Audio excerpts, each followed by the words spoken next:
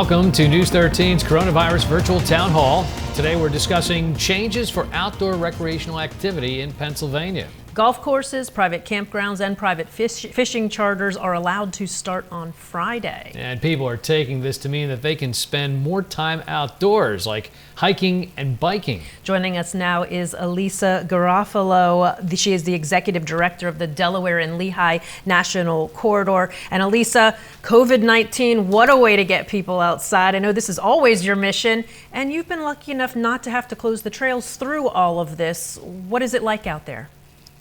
Well, there's a lot of messaging out there about staying home, but actually getting out into nature is one of the things that people can do that's good for your mental health as well as your physical health and your immune system.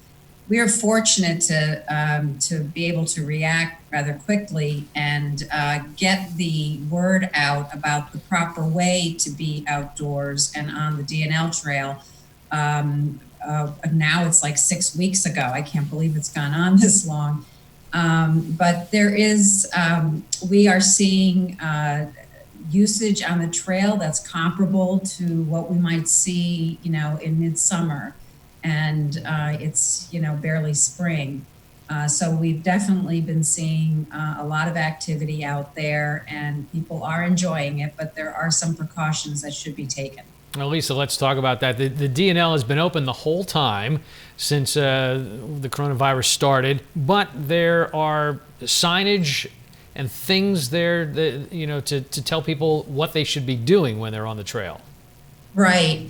So two of the largest sections of the D&L trail are owned by the Pennsylvania Department of Conservation Natural Resources. And while some of the facilities like restrooms and picnic areas and playgrounds have been closed, the trail itself has remained open. And so what we've been encouraging folks to do, there's some basic etiquette that folks need to do. You need to share the trail. There's hikers, bikers, runners out there. It's important to be friendly. If you're slower, you stay to the right and allow people to pass left. So these are some of the things that you can do. And as a result of getting the word out, we have been able to keep the trail open, whereas just next door in the state of New Jersey, the trails and parks have been completely closed. And we're seeing anywhere from like 45% increase in use to over 200% increase in use for this time of the year. So people are following all of the rules that you've put out, but does that include things like masks? Are you seeing people with masks out there? I'm not going to say that everybody's following the rules. These are suggestions, and of course, like anything these days, people have their opinions. But yes, you should be wearing a mask if you're outdoors. Even if you have a bandana, and when you come up to people, you pull the bandana up over your nose and mouth, it is helpful.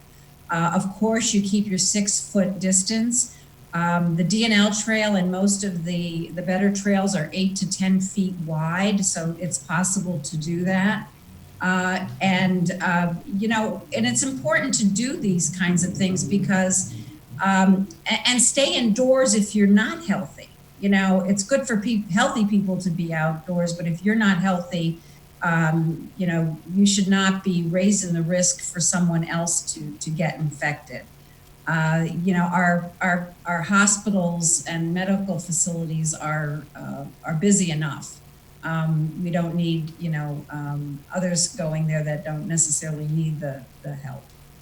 Let's talk about some of the spurs that come off the D&L trail and some of the other towns. Are they open, or are those spurs closed? I have not heard, again, I'll go back to what I said about the state parks. What I'm finding is that some of the facilities like the playgrounds or and in some cases even the parking lots are closed. Any kind of facility where you might come in contact, a dog park where there's a fence that you're opening and closing, or a picnic table. but the trails themselves are remaining open. And you're right, in Carbon County, you have, the spur that goes up to the Lehigh trailhead. You have the Switchback Trail. You have trails that are around Mock Chunk Lake and Beltsville, and they are remaining open. But the traditional kind of park facilities that you might see are not. Now, I know that you've been working from home, but I know you've also been out on the trails, so that's a good thing. You've been able to get out and doing monitoring on our trails. What's that all about, and what are you learning from that? Well, we do have our trail patrol, who are volunteers up and down the whole 165 miles, and they are reporting in if they're seeing things. The thing that's happening most, I would say, is, and this is this is a next step for us, is that the municipal workers or the state workers that are charged with maintaining and keeping park facilities open are tasked, and we need to help them, and that's something that we are trying to do. Hence the signage. We're trying to figure out how can we get volunteers out to help. So these are all things just like other businesses and stuff that we're trying to figure out in this new age of COVID. Have you noticed any extensive littering or No. trash cans filled? No. No, and honestly, it's always amazing to me that the people are, they have great pride. And for the most part, we do not see littering. I did hear in the case of some of the municipalities that the trash cans maybe were having, to keep up with those.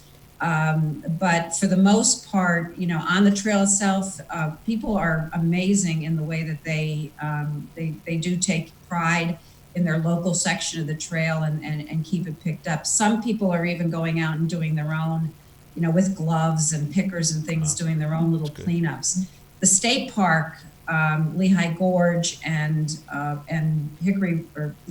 Lehigh Gorge and Delaware Canal State Park cannot accept help from volunteers during this time, and I imagine it's a liability issue. Mm-hmm. It's super nice to hear that people are cleaning up after themselves, because I know that's something, but you've taught them well, Elissa.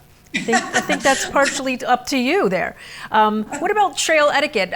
Because this is something, a lot of people are changing their routines and maybe they haven't used the trails before and they don't know the basic trail etiquette. You were telling me some stories. Tell me what people should know if they're new to the trails. Well, first of all, the fact that it is multi-use. And so you're going to find bicyclists, runners, walkers, hikers out there. And so, and even in some sections, you'll see a horse. But, we have to share the trail. Be friendly, wave, say hello along the way. If you're standing still, or if you're in a family group and you see others coming along, move to the right to allow others to pass left. Always stay to the right side of the trail as opposed to like all the way across or over to the left. Stay right, pass left. Maintain, if you're on a bicycle, and sometimes people even have e-bikes now, it's important to maintain a safe speed so that you're not surprising people. And if you do come up on somebody that's going slower than you, that you should announce that you're coming, use a bell, pass left. If you're out there with your pets, or if you like to listen to music with your pets, please, they should be on a leash. And if you're using a retractable leash, you need to pull it in so that not everybody wants, their pets to get to know each other, or sometimes people are afraid of dogs. You may know that your dog is okay, but others may not. And the earbuds, by using the earbuds, very often what ends up happening, you're oblivious to what's going on around you. So if you are listening to music, tone it down. And finally, enjoy the trail. And the other thing I did not mention is that restrooms are not open. And so prepare before you go. If you carry something in, carry it out. use the bathroom and facilities before you go out. Because you won't be able to take advantage of those kinds of services now. It's funny, in these times, what we're finding out that nature is a necessity, and the trails have become a necessary part of our life, no longer the amenity that people used to think of. And the DNL in particular, we have this great new map that we just came out with, and new regional sectional maps are coming out.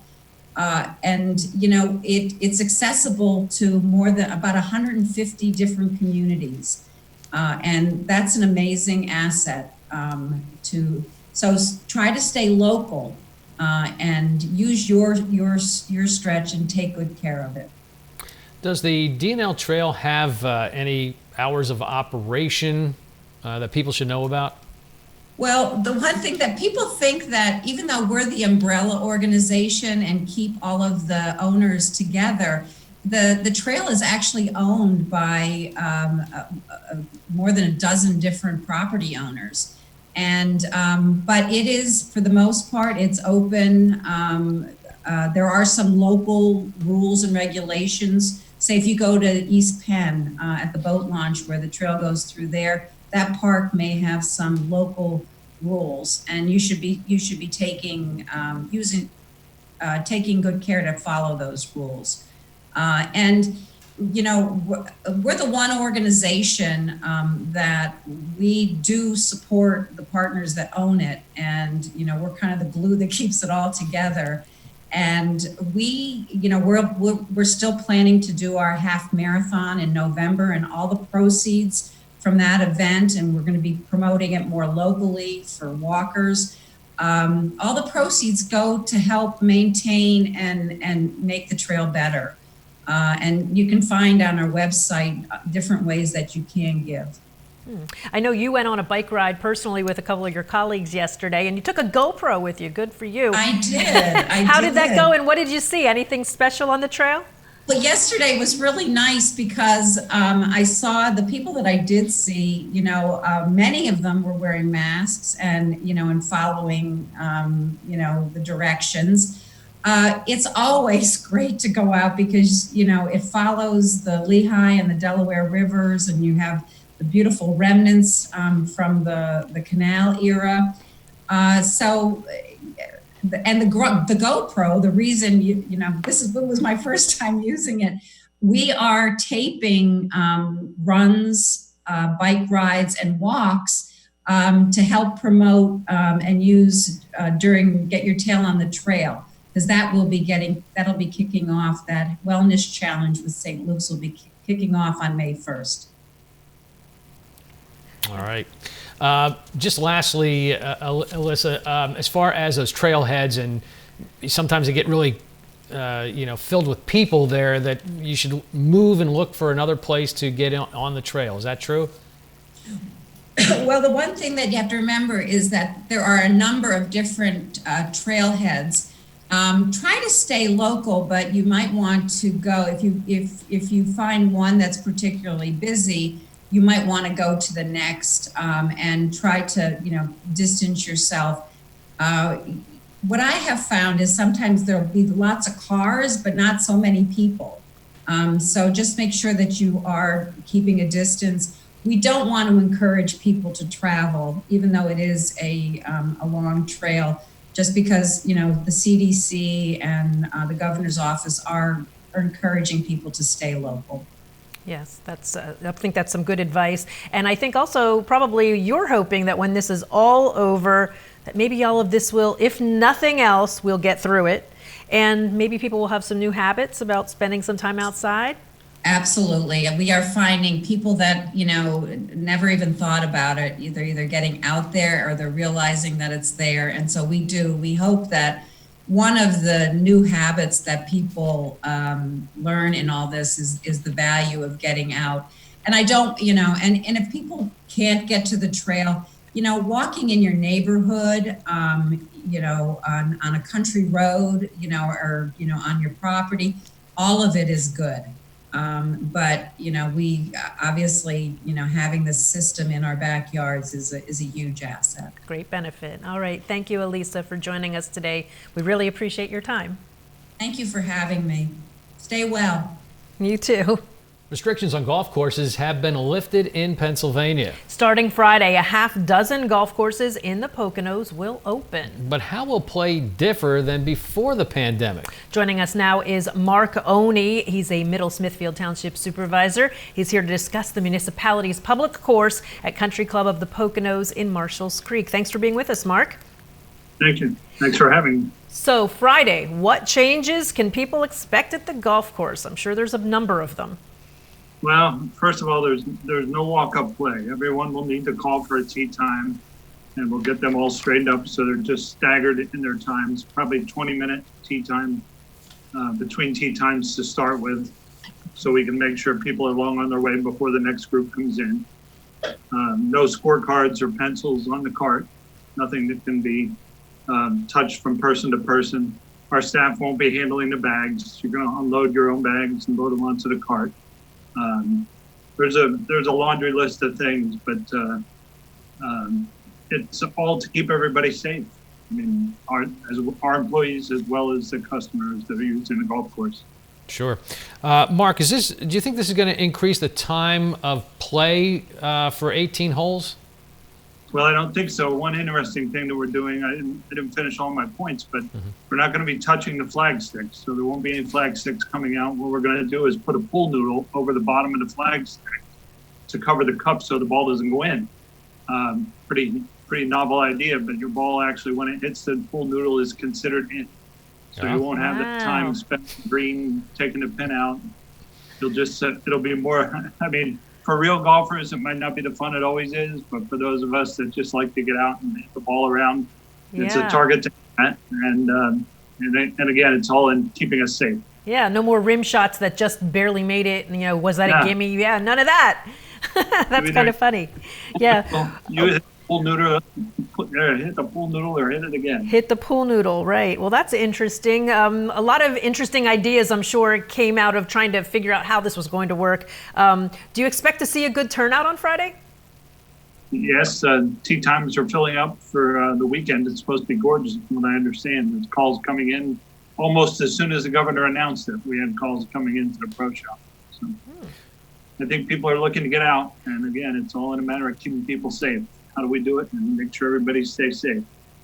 So when people call, then do you go through the explanation at that point, or is there the website that they go to? How do they find out all the information?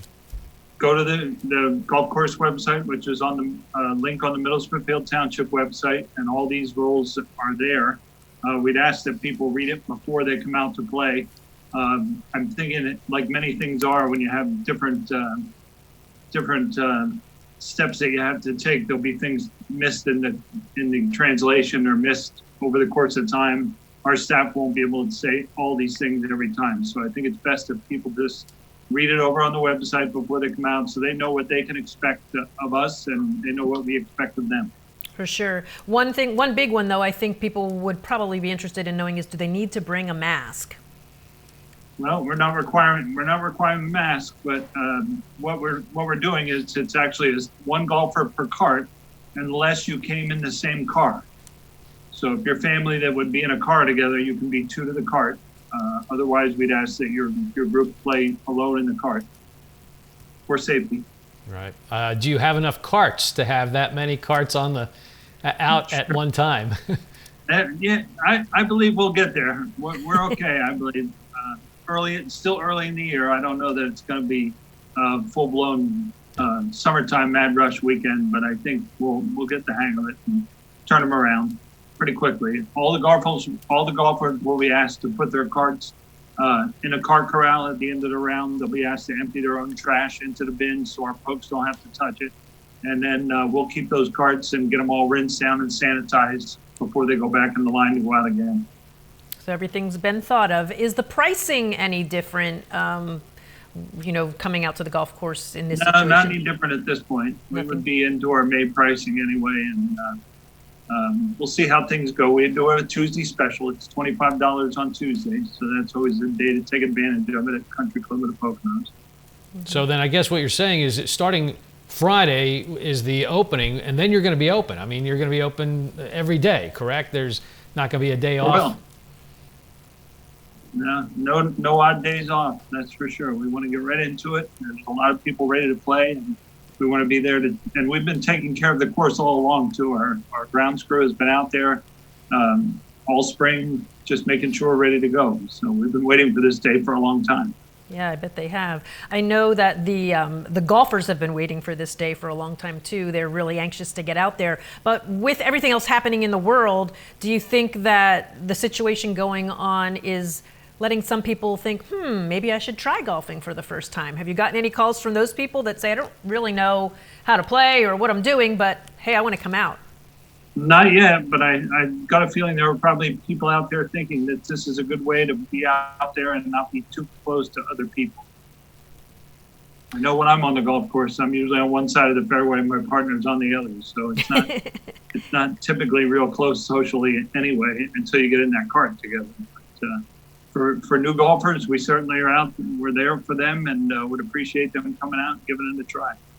Now, I have a big question for you, Mark. I know that there's a lot of organizations out there, nonprofits that run tournaments, and many are wondering whether they're going to be able to hold their tournament this year. Has there been any discussion yet as to tournaments, style of play, how it may be achieved, that they can still, get the maximum amount of money? Well, that's something. We've had a couple that were canceled that were supposed to happen in May, and a couple that want to delay it until later in the summer to see what kind of direction comes down. It doesn't seem like it will come down so much from the CDC or the governor's office, but it'll come down from golf course operators, with best practices. I think that we all develop together on how to do this the safest way for everyone. Mm-hmm. Now, we know that Middle Smithfield Township has been trying to sell the golf course. Is it still for sale, and are you still trying that, or is it kind of right now like, let's just hang out and let's get through this? We're business as usual at Middle Smithfield Township. We're always busy and things are always on the fire. So we're working towards that, moving the golf course if the right buyer is out there and the right situation is there for the township and our citizens. Okay. Mark, let's talk about other outdoor activities within the township there. I know you have the park and things, and residents still able to use any of those kind of facilities in the township? Sure, the parks are open, but again, we ask that people socially distance and bring their own hand sanitizers and whatnot. So there hasn't been a lot of activity in the parks, but there's been some people here and there. Our dog park's gotten some use. Mm-hmm, mm-hmm. What about the township itself? Has anything changed within the operation of the township and the municipal building there that has changed over the past few weeks? And maybe, again, you're looking at some other changes as maybe things open up again. Well, our Public Works Department originally had a schedule that alternated days the first couple weeks, and now they're all back. They all have their own vehicles. They drive in, so the guys go out to a work site singly. They're all responsible to wash and rinse and sanitize their vehicles when they get in before their shift is over. Same person uses the same vehicle every day, so we're feeling that those gentlemen are as safe as we can keep them, and work is going on. Of course, no blacktop is available yet to do any paving. So we're not into that season yet, but we are cleaning up the roads, cutting brush, doing all the things that need to be done on the infrastructure part. As far as our office administrative staff, we are coming into the office as needed, and we also are working from home. So we have the staff fully on board, and everybody's very busy with everything that's going on, trying to help local businesses out, letting them know what programs are available for them, and keeping on top of that for our residents. Yeah, so a lot of new ideas, just like everybody else at this time, just trying to figure out how to get through this. Getting back to the golf course, everything that you shared with us about the golf course, is that just for the Country Club of the Poconos, or have you been dealing with other golf courses, talking together, or getting guidance from somewhere in the golf industry as to what you should be doing? Yes, yeah, our pro Kevin Dixon has been involved with the golf industry sources that he collects information from. We've seen what some other golf courses are doing in the area. It's all very similar. And I take it that your golf course is part of the Pocono Mountain Visitors Bureau Pocono Mountains Golf Around card. Yes. You're using that. What is that card? Do you know what that card gives players the ability to do, or price discounts? You're catching me off guard with that one, George. Okay. All right. Look it up. Here's what I think. According to what I've got here, that they can play twice at each of the 7 courses that are listed on there for $25 per round with a cart. And that is valid Sunday through Friday, 2 p.m., excluding holidays. So I guess they go through the Pocono Mountains Visitors Bureau for that.